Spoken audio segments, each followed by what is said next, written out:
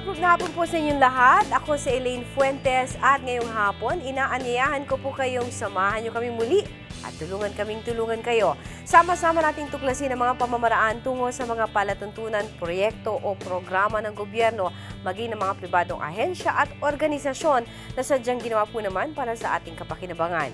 Ibahagi ang inyong reaksyon at suhestyon sa ating email at fanpage na naka-flash ngayon sa inyong mga screens. Pakilahok na kaibigan dahil ito po ay programang para sa inyo.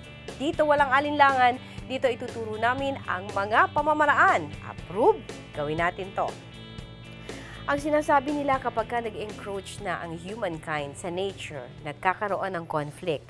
Merong isang organisasyon at ito ikinagagalak namin ibalita sa inyo na pinipilit na pagsamahin ang nature at ang existence nating mga tao.